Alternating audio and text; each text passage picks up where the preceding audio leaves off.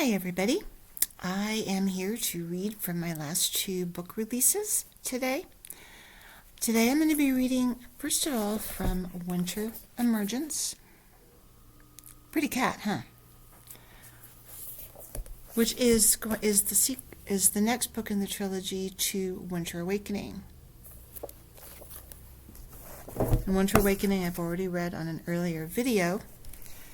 So today I'm going to read from Winter Emergence. Now, this one varies a little bit as it's not all told from the animal's viewpoint.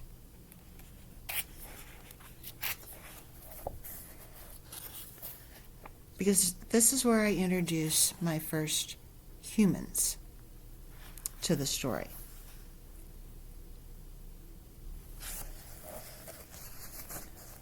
So I'm going to start first of all with the prelude. Mute thought long and hard about what he wanted to communicate and decided a simple message was best. The words appeared on the screen and he sat back proudly. Hello? Is anyone there? Satisfied it was what he wanted to say, he hit send. Now all he had to do was wait. Chapter 1, Cat. Red, splattered white met her eyes while the helicopter blade slowly churned overhead. Yips, ripping, and screams filled her ears. A bitter tang stung her nose. Horrified, she floated above the scene. Furred figures darted among the carnage. Her mouth opened, but her shriek never sounded. Cat awoke screaming, her heart pounding so hard she felt as if it were going to explode. Vaguely it reminded her of the old movie they'd watched a few nights back. It had been filled with vile creatures that used humans to hatch their young. She shook her head, trying to push away both the horrific movie and her dream. Ned is out there somewhere. He has to be. He isn't... She couldn't finish the sentence. A soft beep finally pierced her dazed mind. Cat glanced at the time and her heart sped up again. By the mountains, she swore. I'm going to be late again. Her feet hit the cold floor and she shivered. I might just have enough time, she said as she hurried down the hall to the the communal showers.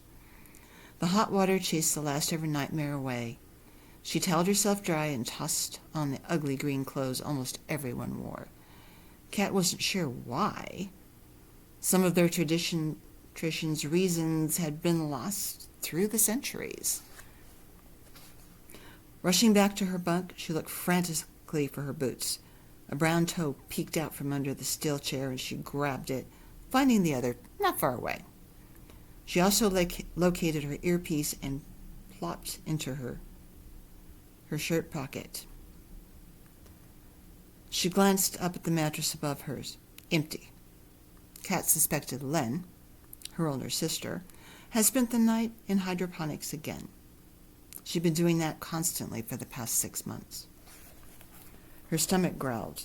She rushed to the dining hall to grab a banana, a piece of cheese, and a cup of what passed for tea. Munching on her food and sipping the lukewarm liquid, Kate trudged down the dull, gray-green halls. Taking a sharp turn, she entered the comm room. She plopped down in the hard chair, earning herself a glare from the technician she was late relieving. Overslept again? Olga accused. Sorry, she mumbled. The woman shook her graying head. Being the oldest of the Comtechs, Olga had little patience with the younger ones. Better learn to get up on time. Why? It's not like anything happens. With the exploration teams out, Olga lectured her. Again. You never know when they might need help. My brother never sent a message, Cat retorted. We expected losses. He knew that. The older one glowered at her. So do you. Olga picked up her blanket she constantly kept with her. Several times Cat had heard the woman complain about the cold. Cat didn't agree. Either it was because there might be a problem with the heating system or simply because of Olga's age. Cat would bet on the latter. See you tomorrow. As always. Kat tilted her head back and stared at the oversized ceiling. She pulled out her hairpiece out of her pocket, and it was something her mother had been passed down since before the Ice Age started, and pulled her long, straight black hair up into a bun. She stuck the long wooden pin into it and hoped it would stay out of her almond-shaped eyes. "Now, how do I entertain myself tonight?" she muttered. At first, she tried her brother's frequency. All she picked up was static. Next, she flipped through the others, trying to find out if anyone on the teams had tried to call in. Nothing. Silence. Boring. Kat got up and stretched her slender limbs.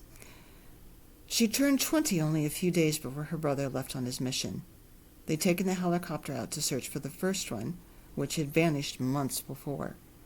The base hadn't heard from either since. Wonder if you found them. She'd gotten into the habit of talking to herself during the long night hours. What else was she going to do? She had the worst post in the mountains. With a weary sigh, she turned her attention to one of the neighboring computer monitors. The old machines weren't used very much. Mostly people accessed them when something broke or they wanted to review the old news files. Although recently, one of the scientists had been using them to try and contact other computers that might still be working somewhere on the planet. He'd had limited success, or so he said. Feel sorry for anyone you might have been near any of them. From the rumors she'd heard, he'd pinged a couple in the distant city. There hadn't been any type of answer. She guessed all the people were either dead or had migrated to the warmer south long ago. Well, I have nothing else to do. She sat down in the slightly more comfortable chair and switched on the power. They'd all been taught as children how to use the computers and just about every other machine as well. The more they knew, the more they could operate and keep the base running. Mostly. The screen lit up, and she went through the various commands until she reached the main screen. At one time, there had been a service called the Internet, and from what she remembered, sometimes they could still use it. Depended on what server they reached and whether or not it ran on solar power instead of the dead power lines. Most of those have been brought down by snow and ice. Now, what might I find tonight and not think about? She stopped herself. The long hours alone allowed her mind to roam too much and remember how much she missed her brother Ned. He'd held the family together after the parents had died during a hunt. One of the polar bears had come upon the group, and, well, they'd been sleeping in their camp. I will not go there. Randomly, she hit a button and saw an email option come up. Well, why not check it?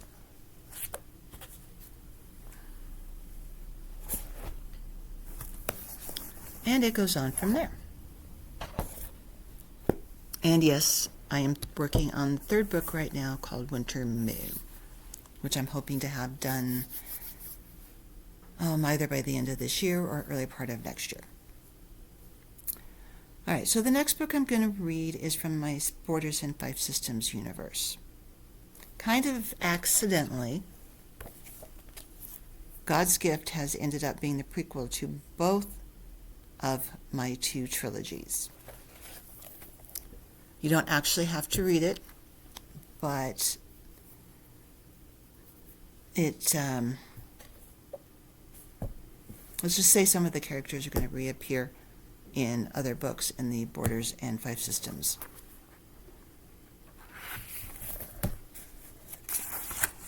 So this is Homefall Search. One of the things I'm very proud of is we have maps. We have maps, the Five Systems and the Borders in it. So I'm so excited about that.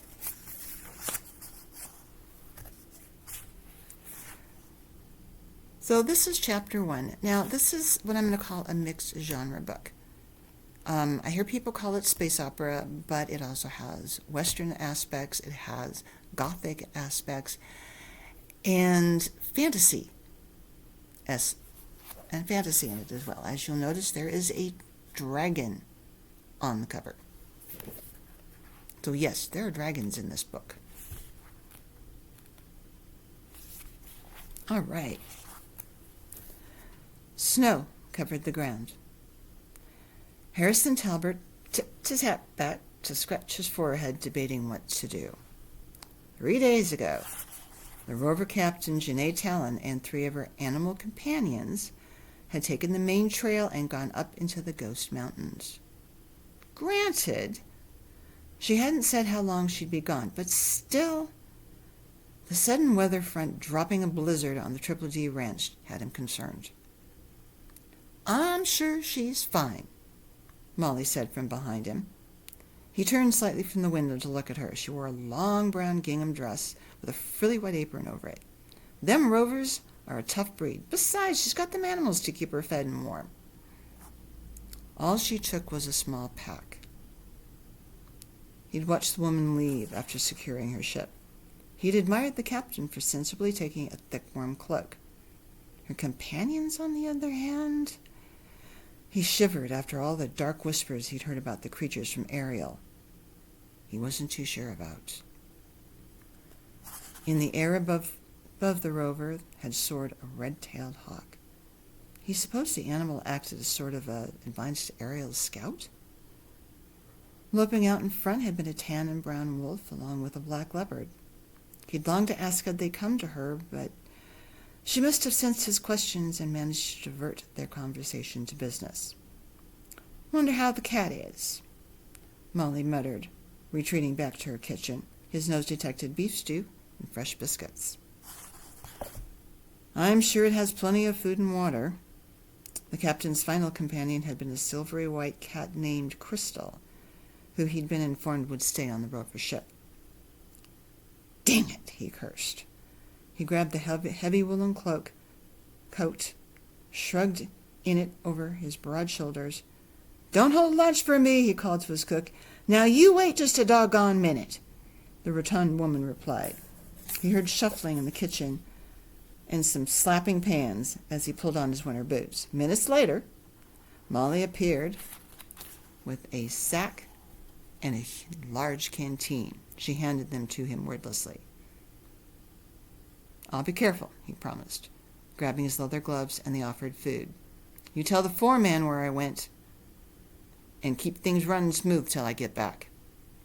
You be careful and take Sandy. He's the best horse for a search." He didn't really need her advice, but allowing her to give it anyway made Molly feel important and not just the cook and housekeeper. She'd come to him after the death of her husband of 20 orbits, wanting a job, and he'd taken her in. Everyone on the ranch loved her. "I always am," he assured her. She put her hands on her ample hips and glared at him. "If in the rover had been a man, would you go searching?" "Since the Ghost Mountains are on my land, yes." Or at least he figured he would. "Uh-huh." She didn't sound like she believed him. "You watch out for that old dragon." People still had prejudices about dragons buried deep in some old racial memory. Harrison shook his head. "Not much to worry about. We've lost livestock to it." "I don't begrudge him an occasional meal, Molly. He or she was here first." "Humph!" She toddled back to the kitchen. Harrison took a deep breath before allowing the freezing air to invade the house. He pulled his kerchief over his unshaven face and stepped out into the storm. White whirled everywhere, and he blinked. Maybe searching today would be a mistake, yet the vision of the woman shivering, freezing, exposed to the elements spurred him on. He didn't want to answer to her clan chief if anything happened to her. And yes, I am actually already working on the next book in that particular trilogy. So if you enjoyed the readings today, please go on to Amazon. You can pick up the previous books. You can pick up the current books. And there's more coming. I'm very, very excited. So everyone have a great day, and thank you for listening.